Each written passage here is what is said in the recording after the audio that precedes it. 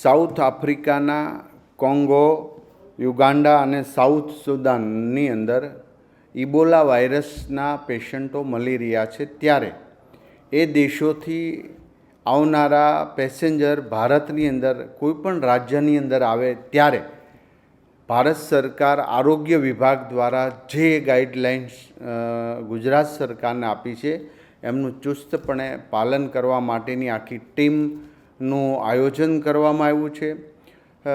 સાંજના 6 થી સવારના 10 સુધી અમદાવાદ એરપોર્ટ પર તમામ પેસેન્જર ત્યાંથી આવે છે એનું સ્ક્રીનિંગ કરવામાં આવે છે। આખા ભારતની અંદર એક પણ ઇબોલા વાયરસનો કેસ મળવામાં આવ્યો નથી, એટલે ગભરાવાની એક પણ ટકો જરૂર નથી। માત્ર એ દેશથી આવતા પેસેન્જરોએ જ ખ્યાલ રાખવાનો છે કે જેથી કરીને બીજા કોઈને ચેપ લાગે નહીં।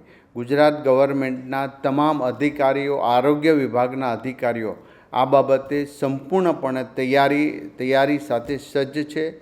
અમદાવાદ સિવિલ અને સુરત સિવિલમાં અલાયદી વ્યવસ્થા પણ કરવામાં આવી છે, પણ એની કોઈ જરૂરિયાત પડશે નહીં એવી આપણે આશા રાખીએ છીએ।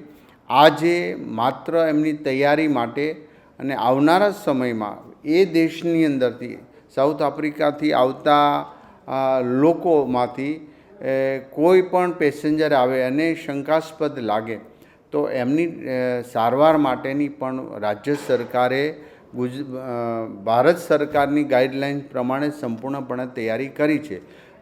કેન્દ્ર સરકાર દ્વારા SOP બનાવીને જે રાજ્ય સરકારને આપવામાં આવી છે એ તમામ પ્રકારની તૈયારીઓ અમે કરી ચૂક્યા છીએ।